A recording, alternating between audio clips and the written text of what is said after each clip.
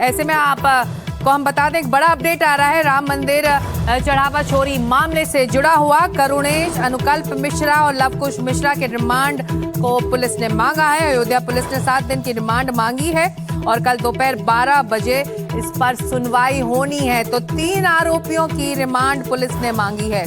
7 दिन की remand police ने मांगी है। करुणेश, अनुकल्प और लवकुश मिश्रा की रिमांड की मांग पुलिस ने रखी है और कल दोपहर 12 बजे इस पर सुनवाई होनी है। तो ये बड़ी खबर हम आपको बता रहे हैं। चढ़ावा चोरी से जुड़ी जांच बहुत तेजी से आगे बढ़ रही है और पुलिस के सूत्रों के मुताबिक करुणेश, अनुकल्प और लवकुश मिश्रा की रिमांड मांगी है पुलिस ने। 7 दिन की रिमांड पुलिस को चाहिए और इस मामले में अदालत कल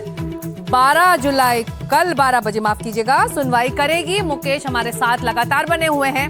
मुकेश, पुलिस को लग रहा है कि ये 3 ऐसे वो लोग हैं जिनकी भूमिका पर अब और ज्यादा गहनता से जांच होनी चाहिए और तभी परतें और खुलेंगी।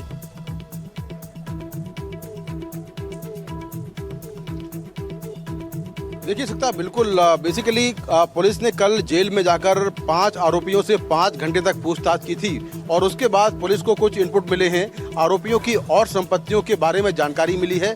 इसी के बेसिस पर पुलिस चाहती है कि जो 3 आरोपी हैं, इसमें करुणेश पांडे है, इसके साथ में अनुकल्प है और उसका बहनोई लवकुश मिश्रा, इन तीनों से पूछताछ बेहद जरूरी है।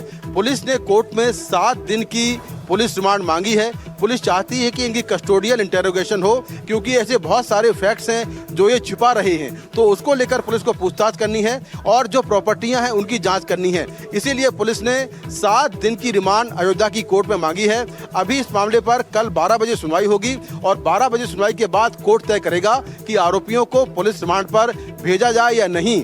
और अगर कोर्ट आरोपियों को पुलिस रिमांड पर भेजता है तो तीनों आरोपियों से फिर पुलिस रिमांड में पूछताछ होगी, जिसके बाद कुछ और खुलासे हो सकते हैं।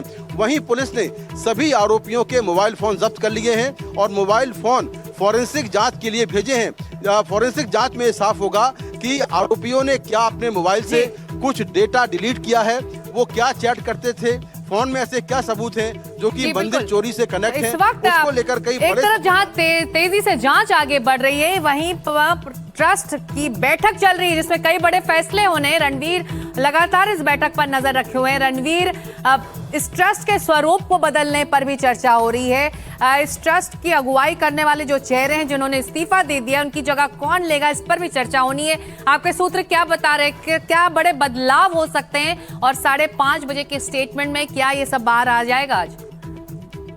देखिए, स्टेटमेंट में ये आ सकता है सामने कि इस्तीफा स्वीकार हो गया। स्टेटमेंट में ये आ सकता है कि चिंता व्यक्त की गई, जो सब कुछ हो रहा है उसको लेकर के चिंता, जो ट्रस्ट की कार्यप्रणाली थी उसको लेकर के व्यक्त की जा सकती है। और बड़े फैसले ये हो सकते हैं कि ट्रस्ट में अब काम करने का तरीका और कुछ चेहरे बदले जाएं। क्योंकि चंपत राय और अनिल मिश्रा का इस्तीफा अगर स्वीकार होने की घोषणा अभी थोड़ी देर बाद करते हैं तो ट्रस्ट ये भी बता सकता है कि वो नए सदस्य कौन हो सकते हैं। उसमें जो सबसे बड़ी दावेदारी है बजरंगलाल बागड़ा की। बजरंगलाल बागड़ा जो कि पेशे से चार्टर्ड अकाउंटेंट है, जो नालको के चेयरमैन रह चुके हैं, विश्व हिंदू परिषद से जुड़े हैं, उसके अंतर्राष्ट्रीय महामंत्री हैं, वो आज गोविंद देवगिरी से मिले थे और उनकी मुलाकात से कई कयास निकाले गए कि हो सकता है कि वो अब महामंत्री चंपत राय की जगह ले। और इसकी वजह क्या है कि उनका जो प्रोफाइल है, चार्टर्ड अकाउंटेंट है, लंबे समय का नालको में प्रशासनिक अनुभव है, विश्व हिंदू परिषद के विश्वसनीय हैं, कम समय में बहुत तेजी से उनका उभार हुआ है, तो ऐसे में वो उस जगह को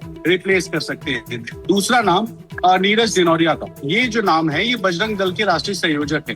2022 से ये बजरंग दल के राष्ट्रीय संयोजक के पद पर काम कर रहे थे। ये भी विश्व हिंदू परिषद संघ और बजरंग दल तीनों की एक पसंद हो सकता है। अनिल मिश्रा की जगह इनको सदस्य बनाया जा सकता है। हालांकि ये अभी सूत्र बता रहे हैं। फैसला क्या होगा, आज ही इस पर फैसला हो जाएगा कि रिप्लेसमेंट कौन होगा या इसको लेकर के बाद में फैसला होगा।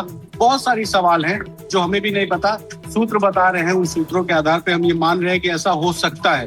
लेकिन अब से अभी 5:23 हो रहा है, थोड़ी देर में प्रेस कॉन्फ्रेंस या फिर प्रेस रिलीज या फिर एजेंसीज को बयान जारी करके ट्रस्ट ये बताएगा कि आज की बैठक में क्या क्या हुआ है। जो सबसे बड़ी बात निकल के आई है वो ये कि सभी ट्रस्ट के सदस्यों ने ये माना है कि पिछले 1 महीने में जो कुछ हुआ उसने राम मंदिर को लेकर के राम भक्तों का विश्वास तोड़ा है, आस्था को कलंक पहुंचाया है। जो कुछ हुआ है वो 500 सालों के इतिहास में जो राम मंदिर का आंदोलन था, उस आंदोलन के बाद मंदिर निर्माण हुआ और मंदिर निर्माण के बाद ये जो पूरा आंदोलन है उसको धूमिल करने का जो काम है वो हुआ है। और इसलिए चिंता व्यक्त की गई है, कुछ ऐसे तरीके अपनाने को का सुझाव आया है जिससे कम से कम भविष्य में ये ना हो, क्योंकि जो हो गया उसको नहीं पलट सकते, लेकिन भविष्य में दोहराव ना हो उसको लेकर के कुछ तरीके अपनाए जाए। और ये सारी चीजों पे डिस्कशन हो रहा है। तो ट्रस्ट में कुल 15 में से 14 सदस्य, एक सदस्य की जगह खाली है।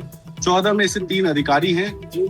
उसके अलावा जो 2 सदस्य हैं वो तो ऑलरेडी उसमें इस्तीफा दे चुके थे। तो ऐसे में जो 9 सदस्य थे, उन 9 सदस्यों में इस बात को लेकर के गहन चर्चा हुई। एक नाम था गोपाल राव, विशेष आमंत्रित सदस्य थे राम मंदिर ट्रस्ट के। गोपाल राव बगल के कमरे में बैठे रहे। बैठक जब शुरू हुई तो चंपत राय, अनिल मिश्रा ये भी गए थे, लेकिन उनको भी बैठक में शामिल ना करके बगल के कमरे में बिठाया गया। और जब चर्चा शुरू हुई तो उस चर्चा के बीच में तमाम सारी चिंताएं व्यक्त की गई हैं। और इस बीच में अब थोड़ी देर में ये बैठक खत्म होगी और तब पिक्चर साफ होगी कि आखिर क्या क्या बड़े फैसले हुए हैं और क्या क्या आने वाले दिनों में महत्वपूर्ण फैसले ट्रस्ट की तरफ से लिए जाएंगे, ताकि दोहराव उस घटना का ना हो जिस घटना ने राम मंदिर को पूरे देश और दुनिया में चर्चा का विषय बना दिया और नेगेटिव चर्चा का विषय बना दिया। और इसी वजह से जो विश्व हिंदू परिषद से जुड़े लोग हैं वो अब एक चिंता व्यक्त कर रहे हैं।